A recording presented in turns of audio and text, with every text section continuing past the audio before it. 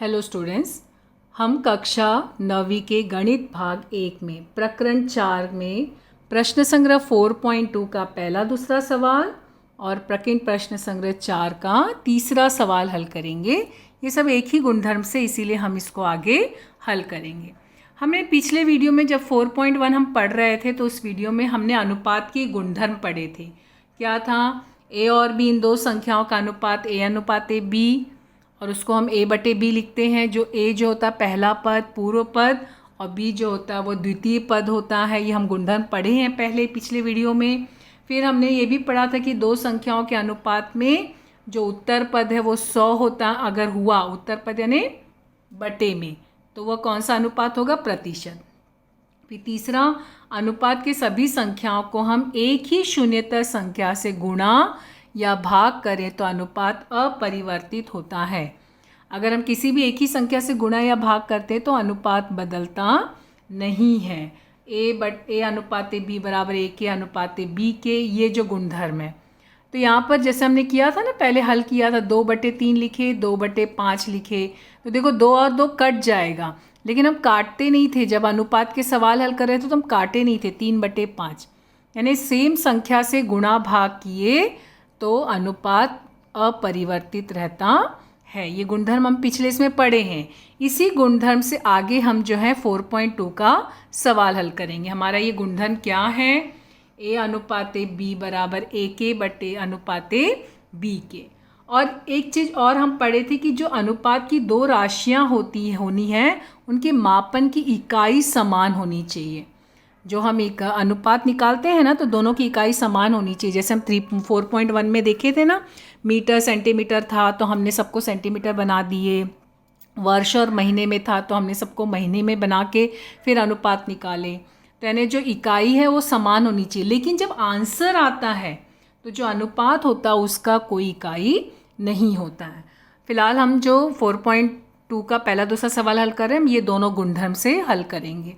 अभी हमारा देखो पहला सवाल क्या दिया। 4.2 का पहला सवाल क्या दिया है? ए बटे बी बराबर ए के बटे बी के, इस गुणधर्म का उपयोग करके रिक्त स्थान में उचित संख्या लिखो। मतलब यहाँ पे रिक्त स्थान दिया, उसमें तुमको उचित संख्या लिखना है। कृति का सवाल है तो क्या करना, इस तरह का सवाल जब आया तो क्या करोगे तुम लोग? जो कृति का सवाल है तो कृति लिखना, हल करके दिखाना, और फिर उसके बाद उसको आगे या तो पूरा हल कर लेना, फिर नीचे कृति लिखकर आंसर लिखना।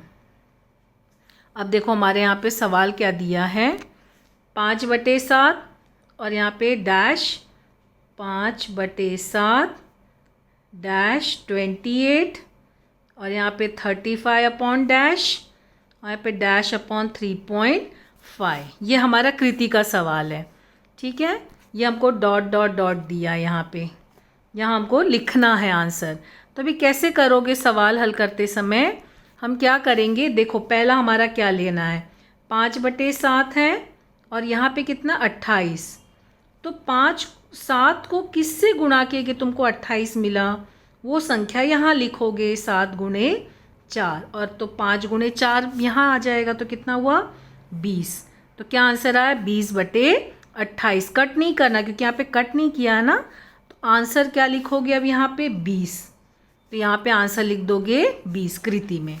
अब दूसरा देखो, दूसरा हमको क्या बोला है, 5/7 को ही हमेशा गुणा करना है। यहाँ कितना आ रहा है 35 और नीचे कितना है वो हमें ज्ञात करना है। अब 5 को किससे गुणा करोगे कि 35 आना चाहिए? 7 से। तो सेम चीज़ यहाँ भी गुणा कर दिए तो कितना आया 49। मतलब तुम्हारा यहाँ आंसर क्या आएगा 49। तो इस तरह से हल करोगे। अब यहाँ पे लाना है तो क्या करें हम लोग, यहाँ पे 5/7 गुणे किससे गुणा करोगे कि 3.5 आ जाए? तो हमें वो पता नहीं है ना, तो हम क्या करेंगे 0.5 से। तो यहाँ भी 0.5 से, तो कितना आया यहाँ पे 2.5। तो आंसर क्या होगा हमारा 2.5। अब देखो यहाँ पे ये कृति का सवाल था तो हमने इसको कृति में हल किया, हल करके दिखाना है, और फिर कृति जहाँ डैश है वहाँ पे आंसर लिखना है। अब यहाँ देखो 0.5, यहाँ पे मैंने लिखा ना 0.5, ये कैसे आया? अब मुझे पता है 7 गुणे 5 35 होता है, यहाँ दशमलव लगा है, दशमलव के बाद एक अंक है, इसलिए 0.5 लिख दी। लेकिन मान लो कोई बड़ी संख्या आई, तुमको नहीं समझ में आ रहा है, तो क्या करना, देखो हमको यहाँ क्या लाना वो हमको नहीं पता, मगर हमारे पास ये दिया था और ये दिया था, तो क्या करना, ये जो 3.5 है ना, यहाँ क्या दिया 7, तो 7 से भाग दे देना। कितना आया? 7 गुणे 0.5। जैसे यहाँ पे तुम्हारा था ये 35 दिया हुआ था और यहाँ पे 5 दिया है, किससे गुणा करना हमको नहीं समझा, तो हम क्या किए, 35 को 5 से भाग दिए, 5 है ना यहाँ पे, 5 से भाग दिए, कितना आया 7। देखो यहाँ पे 7 से गुणा किए। ऐसे यहाँ पे भी देखो तुम्हें 28 दिया था, 7 दिया था, यहाँ क्या लेना था नहीं पता था, तो क्या किए 28 लिखे और यहाँ क्या था 7, तो 7 से भाग दिए, कितना आया 4। देखो हमने यहाँ 4 लिखा। तो ऐसे करके भी तुम लोग ये रफ कार्य कर सकते हो, पेंसिल से रफ कार्य करके निकाल सकते हो कि किससे गुणा करना है। तो इस तरह से हमारा ये पहला का पहला सवाल हल हुआ। अब हम दूसरा सवाल देखते हैं। क्या दिया दूसरा सवाल, 9/14, फिर यहाँ पे 4.5, यहाँ 42, इस तरह से दिए हैं। तो अभी देखो तुम्हें पहली संख्या क्या है, 9/14। अब यहाँ पे बराबर 4.5 अपॉन डैश, फिर डैश अपॉन 42, फिर डैश अपॉन 3.5। ठीक है, अब हम यहाँ पे 9/14 किससे गुणा करेंगे हम कि हमको यहाँ पे 4.5 मिले। अभी हमने देखा ना, मैंने तुमको बताई ना, अगर नहीं समझा तो रफ कार्य कर लो। तो रफ में क्या करोगे, यहाँ पे रफ कार्य कर लो। क्या मिला, 4.5 है, किससे भाग देना है 9 से, कितना आया 0.5। तो यहाँ पे आंसर क्या आएगा 0.5। तो वो सेम चीज़ नीचे भी आएगा 0.5 है। तो 14 इंटू 0.5 कितना मिलेगा हमको, 7 मिला ना। देखो 5 4 ज़ा 20, 7.0। एक्चुअली 14 5 ज़ा 70 होता है, लेकिन दशमलव के बाद एक अंक है ना, तो 7.0। तो यहाँ पे आंसर क्या आएगा तुम्हारा, जो कृति वाला सवाल है उसमें आंसर क्या आएगा 7.0, या 7 भी लिख सकते हो, 7.07 ही होता है। फिर अगला देखो, अब नीचे क्या दिया है, फिर से लिखोगे 9/14। अब तुम्हें आंसर कितना मिला है 42। तो यहाँ पे 14 को गुणा करना है, 14 को गुणा करना है 42 से, मतलब किससे गुणा करेंगे कि 42 मिले। देखो 14 गुणे जो है 3 होता है ना 42, तो यहाँ भी 3 आ जाएगा, कितना हुआ 27। नहीं आ रहा है तो रफ कार्य कर लो, रफ कार्य कर लो। देखो 42 है ना, किससे भाग देना है 14 से, 3। तो देखो यहाँ पे हमने 3 लिखा। तो अभी हमारा आंसर कृति में क्या आएगा, आंसर जो है 27। यहाँ हमको आंसर 27 मिला ना, 27। ठीक है, अब हम अगला लिखेंगे। अगला हमारा क्या है 9/14, क्या आना चाहिए 3.5। 14 को हमें गुणा करना है कि तुमको 3.5 मिले। तो अब यहाँ पे 14 को किससे गुणा करोगे कि 3.5 मिल रहा है। अगर तुमको डायरेक्ट आ रहा है तो ठीक है, नहीं आ रहा तो क्या करोगे, 3.5 को 14 से भाग दे लो। तो देखो यहाँ पे पॉइंट में आंसर आया, तो यहाँ पे 14 गुणे 2 28 हुआ। फिर कितना बचा, यहाँ पे 5, तो 1/4, 14 गुणे 0.25, तो यहाँ पे 0.25। तो हम क्या करेंगे, यहाँ पे लिखेंगे 9/14 बराबर गुणे 3.5 लाना है। तो किससे गुणा किए यहाँ पर 0.25, तो यहाँ भी 0.25। तो 9 गुणे 0.25 कितना आया 2.25। तो हमारा यहाँ पे आंसर क्या आएगा 2.25। ठीक है, इस तरह से ये हमारा दूसरा सवाल हल हुआ 2.25। तो क्या करना, कृति का सवाल है तो सवाल लिख लेना, लिख के उसके नीचे हल करके आंसर वहाँ पर रिक्त स्थान में लिखते चले जाना, या फिर तुम लोग पहले हल करके और फिर रिक्त स्थान लिख के उसमें आंसर लिख सकते हो। दोनों तरीके से कर सकते हो, पर आंसर ध्यान से, ठीक है। तो अब यहाँ पर हमारा जो है अगला सवाल, दूसरा सवाल देखो क्या दिया है। अब हमारा ये दूसरा सवाल 4.2 का दूसरा सवाल क्या दिया है, निम्नलिखित अनुपात ज्ञात कीजिए। क्या का ज्ञात करना, अनुपात ज्ञात करना है। किसके किसके बीच में, वृत्त की त्रिज्या का उसकी परिधि से। तो यानी वृत्त की त्रिज्या क्या होती है, वृत्त की त्रिज्या हम r लेते हैं ना, और परिधि क्या होती है 2πr। तो हम क्या करेंगे, वृत्त की त्रिज्या और उसकी परिधि का अनुपात। तो पहले लिखोगे ना, क्या क्या है वो लिखोगे। तो पहले हम लिखेंगे यहाँ पर वृत्त की त्रिज्या बराबर, वृत्त की त्रिज्या हम क्या लेते हैं r, और वृत्त की परिधि बराबर 2πr। ठीक है, ये वृत्त है हमारा ना, वृत्त। अब हमें अनुपात निकालना है। अनुपात किसके किसके बीच में निकालना है, वृत्त की त्रिज्या अनुपाते वृत्त की परिधि। तो वृत्त की त्रिज्या जो जो दिया है ना वो लिखना, अनुपाते वृत्त की परिधि। क्या मिला हमें, r अनुपाते 2πr, r अनुपाते 2πr। लेकिन r और r कट जाएगा ना, क्या मिलेगा आंसर, 1 अनुपाते 2π। r और r कट जाता है, उसे कट करके हमको नहीं दिखाना है, लेकिन हमको डायरेक्ट वो कट के क्या मिला आंसर, 1 अनुपाते 2π। तो हमें यहाँ पर वृत्त की त्रिज्या और उसकी परिधि के बीच का अनुपात निकालना था, इस तरह से निकाले। ये हमारा दूसरे का पहला सवाल है, 4.2 का दूसरे का पहला। अब देखो दूसरा सवाल क्या बोला है यहाँ पे, r त्रिज्या वाले वृत्त की परिधि और उसके क्षेत्रफल का अनुपात।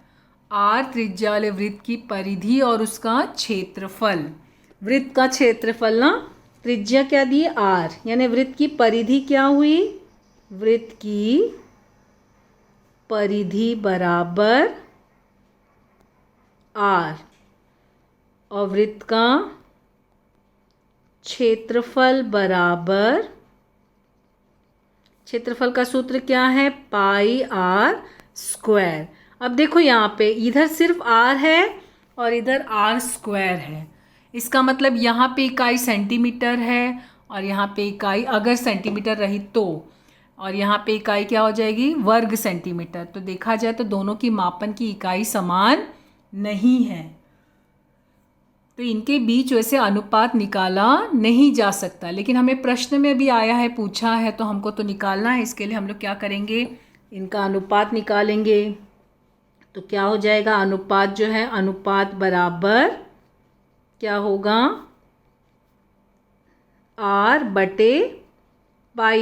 तो एक r कट जाएगा, तो हमें क्या मिला, आंसर क्या मिला हमको, 1 अनुपाते πr, 1 अनुपाते πr। ऊपर r कट गया, 1 बचा, बटे में πr बचा, और ये अनुपात का हमने चिन्ह लगाया। ठीक है, तो ये हमारा आंसर हुआ। वैसे देखा जाए तो इनके बीच में अनुपात निकाला नहीं जा सकता, क्योंकि दोनों की मापन इकाई समान नहीं। हम अनुपात की गुणधर्म में पढ़े ना, अनुपात में जब इकाई समान होती है तो ही हम अनुपात ज्ञात कर सकते हैं। लेकिन अभी प्रश्न पूछा गया तो हमें ये आंसर मिलेगा। अब तीसरा सवाल देखो क्या बोला है, 7 सेंटीमीटर भुजा वाले वर्ग के विकर्ण का उसकी भुजा से अनुपात। अब देखो हमको यहाँ क्या बोला, एक वर्ग है, ठीक है, 7 सेंटीमीटर भुजा का वर्ग है। तो हमें अनुपात किसके किसके बीच निकालना, विकर्ण और उसकी भुजा। तो भुजा तो दी गई है मगर विकर्ण हमको दिया नहीं है, वर्ग है ना, हमको क्या बोला, इसकी भुजा 7 है, विकर्ण ज्ञात करना है। ये विकर्ण हुआ ना, तो विकर्ण कैसे ज्ञात करेंगे, हमको दिया ही नहीं है, मगर हमारे पास ये वर्ग है, तो ये कौन सा त्रिभुज हुआ, ये हो गया हमारा समकोण। पाइथागोरस प्रमेय से हम निकालेंगे, पहली भुजा का वर्ग प्लस दूसरी भुजा का वर्ग बराबर कर्ण का वर्ग, तो कितना होगा 49 प्लस 49 कर्ण का वर्ग। तो कितना आंसर आएगा हमारा, तो ये हमको जो है निकालेंगे, तो देखा जाए तो 49 प्लस 49। वैसे तुम लोग को विकर्ण की लंबाई का एक और सूत्र भी है, कर्णी में 2 गुणे भुजा की लंबाई, उससे भी कर सकते हो, इससे भी कर सकते हो। वैसे 49 प्लस 49 कितना होता है, 9 प्लस 9 18 और ये 98।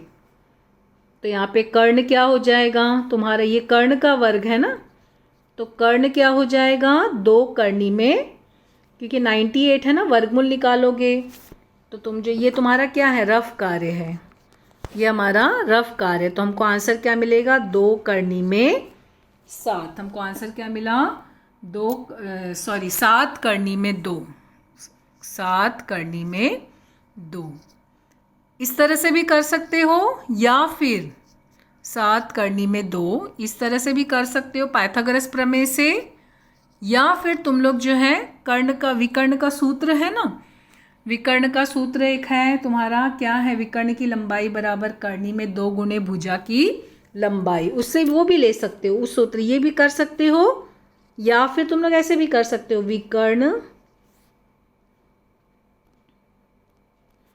विकर्ण की लंबाई बराबर, सूत्र लगाओगे कर्णी में 2 गुणे भुजा की लंबाई। हमें भुजा की लंबाई कितनी दी गई है, ये तो कर्णी में 2 गुणे 7, तो इन्हें क्या मिला आंसर 7 कर्णी में 2। और देखो प्रश्न में सेंटीमीटर दिया है, तो सेंटीमीटर, और भुजा की लंबाई कितनी दी है 7 सेंटीमीटर। अभी हमें इनके बीच में अनुपात निकालना है, तो अनुपात लिखोगे, अनुपात क्या हो जाएगा हमारा, किसके किसके बीच में, देखो पहले विकर्ण बोला है, बाद में भुजा बोला है, तो हमारा विकर्ण क्या है 7 कर्णी में 2 और भुजा क्या है 7, तो 7 और 7 कट गया, अनुपात क्या बचा, कर्णी में 2 अनुपाते 1, ये आंसर होगा। तो ये हमारा आंसर होगा। तुम चाहो तो इस सूत्र से, पाइथागोरस प्रमेय से निकालो, चाहो तो विकर्ण की लंबाई का ये जो सूत्र है इससे भी निकाल सकते हो। दोनों तरीके से इस सवाल को हल कर सकते हैं, इनका अनुपात निकाल सकते हो, ठीक है। अब इसके बाद देखो हम चौथा, दूसरे का चौथा क्या बोला है, लंबाई 5 सेंटीमीटर और चौड़ाई 3.5 सेंटीमीटर, ठीक है। आयत की परिमिति और उसके क्षेत्रफल, मतलब तुमको आयत का परिमिति और उसके क्षेत्रफल के बीच में अनुपात निकालना, लंबाई और चौड़ाई दी गई है, तो परिमिति का सूत्र और क्षेत्रफल का सूत्र लगाओगे। तो परिमिति का सूत्र हमारा क्या है, देखो परिमिति का सूत्र क्या है, आयत की परिमिति बराबर क्या सूत्र है, 2 गुणे लंबाई प्लस चौड़ाई, ये हम पढ़े हैं ना, भूमिति में पढ़े ये सूत्र। तो क्या हो जाएगा 2 गुणे 5 प्लस 3.5, कितना मिला 2 गुणे, अब ये दोनों जुड़ेगा तो कितना हो गया 8.5। अब 2 से गुणा होगा, अब ये 2 से गुणा होगा तो कितना हो जाएगा 2 गुणे 5 10, 2 गुणे 8 16 और 1 17। सेंटीमीटर दिया है तो सेंटीमीटर, इकाई दी है ना, इकाई लिखोगे, ठीक है। फिर दूसरा क्या बोला, आयत का क्षेत्रफल, आयत का क्षेत्रफल, क्या सूत्र आयत के क्षेत्रफल का, हम पढ़े हैं पहले, इसका क्षेत्रफल का सूत्र है लंबाई गुणे चौड़ाई, लंबाई गुणे चौड़ाई। लंबाई कितनी है 5 गुणे 3.5। ठीक है, तो कितना हो जाएगा 5 5 = 25, 5 3 = 15 + 2 17.5। लेकिन यहाँ पे देखो इकाई क्या होगी, सेंटीमीटर वर्ग। वर्ग सेंटीमीटर ना, क्षेत्रफल है ना, तो क्षेत्रफल में वर्ग सेंटीमीटर, परिमिति में सेंटीमीटर है और क्षेत्रफल में वर्ग सेंटीमीटर। तो क्या इन दोनों का अनुपात निकलेगा? इन दोनों का अनुपात हम निकाल नहीं सकते हैं, लेकिन अभी क्वेश्चन पूछा है तो हमें जो है इनका अनुपात निकालना है। तो क्या हो जाएगा, अनुपात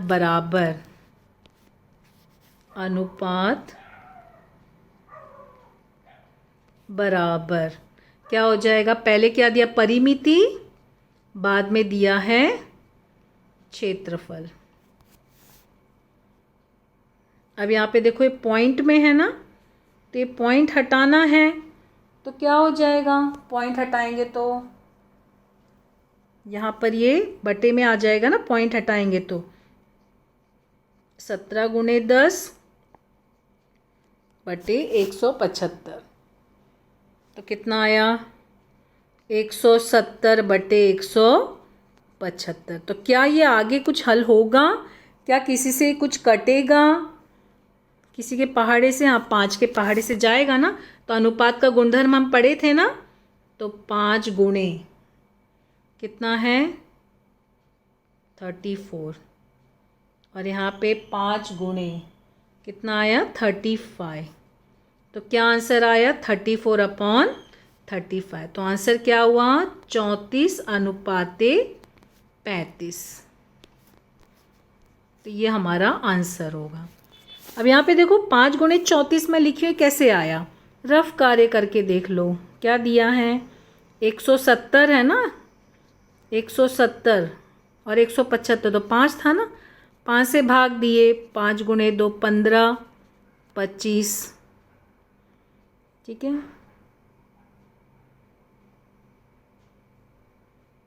एक 170 है, 5 × 3 15, तो 25 आया, 7 में से 5 गया 2, 20 आया ना, 20। तो कितना मिला 5 × 4 20, तो यहाँ पे 34 आ गया। ऐसे यहाँ पे 175 को 5 से भाग दो, 5 × 3 15, 5 × 5 25। तो ये हमारा रफ कार्य करके भी हम निकाल सकते हैं। डायरेक्ट आ रहा है तो डायरेक्ट लिखो, या तो इसे रफ करके भी लिख सकते हो। तो ये हमारा दूसरे का 5वां सवाल है, लेकिन चौथा सवाल सॉरी। लेकिन जो है यहाँ दोनों की इकाई समान नहीं है, तो देखा जाए तो इनका अनुपात निकाला नहीं जा सकता है। लेकिन अभी क्वेश्चन दिया था तो इस तरह से हम हल किए। तो सेम ऐसे ही जो क्वेश्चन ये हमको यहाँ पे मिला है ना 4.2 का दूसरा सवाल, सेम ऐसे ही प्रकीर्ण प्रश्न संग्रह 4 में तीसरा सवाल इसी तरह से है। तो अभी हम तीसरा सवाल भी प्रकीर्ण प्रश्न संग्रह 4 का तीसरा सवाल भी देखेंगे। तो देखो हमको ये हमारा प्रकीर्ण प्रश्न संग्रह 4 का तीसरा सवाल है। क्या दिया है, निम्नलिखित अनुपात को अति संक्षिप्त रूप में लिखिए। ठीक है, सेम वही क्वेश्चन है उसी तरह से, लेकिन यहाँ पे अति संक्षिप्त रूप लिखा है और 4.2 में हमें लिखा था अनुपात निकालो, तो वहाँ हम अनुपात निकाले थे। यहाँ अति संक्षिप्त रूप यानी सरल करना है, छोटे से छोटे रूप में लाना है। क्या क्या दिया क्वेश्चन, पहला कथन वृत्त की त्रिज्या और व्यास। तो पहले वृत्त की त्रिज्या लिखेंगे। क्या है हमारी वृत्त की त्रिज्या, तो हम लिखेंगे वृत्त की त्रिज्या बराबर, आर लेते हैं ना, त्रिज्या ने रेडियस, तो रेडियस को आर से, और वृत्त का व्यास, व्यास यानी डायमीटर, तो डायमीटर को हम किससे दर्शाते हैं डी से। तो अनुपात क्या हो जाएगा, किसके किसके बीच में है, पहले त्रिज्या बोला है बाद में व्यास बोला है। तो आंसर क्या होगा हमारा, आंसर क्या हो जाएगा हमारा, आंसर हो जाएगा आर अनुपाते डी, ये आंसर होगा। ठीक है, तो इस तरह से इसको हल करना है। ये हो गया हमारा प्रकीर्ण प्रश्न संग्रह 4 का तीसरे का पहला सवाल। अब दूसरा देखेंगे क्या दिया है। आयत की लंबाई 4 सेंटीमीटर, चौड़ाई 3 सेंटीमीटर, तो आयत के विकर्ण का आयत की लंबाई से अनुपात। यह हमारा सेम वैसी 4.2 में भी था ना। लंबाई चौड़ाई दी है, विकर्ण निकालना है और लंबाई से अनुपात, ठीक है। लेकिन अभी आयत आ गया, 4.2 में हमारा वर्ग था तो हम डायरेक्ट विकर्ण का सूत्र लगाए थे ना, वहाँ पर कर्णी में 2 गुणे भुजा की लंबाई, मगर यहाँ आयत आ गया तो यहाँ हमको पाइथागोरस प्रमेय लगाना होगा। तो यहाँ पर हम क्या करेंगे, आयत दिया है तो आयत बनाएंगे। हमें उसकी लंबाई चौड़ाई कितनी दी है, प्रश्न में हमें लंबाई दी है 4 सेंटीमीटर, चौड़ाई दी है 3 सेंटीमीटर। विकर्ण निकालना, तो ये विकर्ण हुआ, ये 90 अंश है तो पाइथागोरस प्रमेय लगाए तो क्या हो जाएगा हमारा, कर्ण का वर्ग बराबर 4 का वर्ग प्लस 3 का वर्ग। 4 का वर्ग कितना हो 16, 3 का वर्ग 9, कितना हुआ 25। ये हमें मिला कर्ण का वर्ग। पाइथागोरस प्रमेय है तो कर्ण क्या हो जाएगा, वर्गमूल लोगे ना तो 5, और सेंटीमीटर क्वेश्चन में दिया है तो ये भी सेंटीमीटर हो जाएगा। तो ये हमारा रफ कार्य हो गया। तुम चाहो तो उसमें सवाल में भी हल करके दिखा सकते हो डायरेक्ट। पाइथागोरस प्रमेय से हमको मिला तो विकर्ण क्या हो गया, तो आयत का विकर्ण बराबर, तो हम यहाँ लिखेंगे आयत का विकर्ण बराबर कितना मिला हमको, 5 सेंटीमीटर, ठीक है। और हमें प्रश्न में किसके बीच अनुपात निकालना है, आयत की लंबाई। तो आयत की लंबाई हमको कितनी दी गई है प्रश्न में, आयत की लंबाई बराबर 4 सेंटीमीटर। तो अब ये अनुपात निकालना है, किसके किसके बीच अनुपात निकालना है, विकर्ण अनुपाते आयत की लंबाई। तो अनुपात बराबर क्या हो जाएगा, प्रश्न में पहले विकर्ण बोला है ना, तो विकर्ण 5 और फिर लंबाई 4। तो हमारा आंसर क्या होगा, हमारा आंसर होगा 5 अनुपाते 4, ठीक है। तो अनुपात बराबर 5 अनुपाते 4। ये हमारा प्रश्न संग्रह चौथे के तीसरे का दूसरा सवाल था। अब तीसरा सवाल देखेंगे क्या दिया। तीसरा सवाल, वर्ग की भुजा 4 सेंटीमीटर हो तो उस वर्ग की परिमिति और उसके क्षेत्रफल से अनुपात, यानी वर्ग का परिमिति निकालना और क्षेत्रफल। तो परिमिति का सूत्र लगाओगे और क्षेत्रफल का सूत्र, और भुजा कितना दिया 4 सेंटीमीटर। तो हम 4 सेंटीमीटर लेके हल करेंगे। तो पहले हमको क्या दिया है, भुजा इतना दी है ना, तो वर्ग की परिमिति बराबर वर्ग की परिमिति, क्या सूत्र है वर्ग की परिमिति का, 4a 4 गुणे भुजा। हम पढ़े हैं ना ये सब सूत्र, पहले ज्योमेट्री में पढ़े हो। तो 4 गुणे भुजा यानी 4 गुणे 4 कितना हुआ 16, और इकाई दी है ना सेंटीमीटर, तो आएगा सेंटीमीटर। फिर उसके बाद क्या बोला, क्षेत्रफल।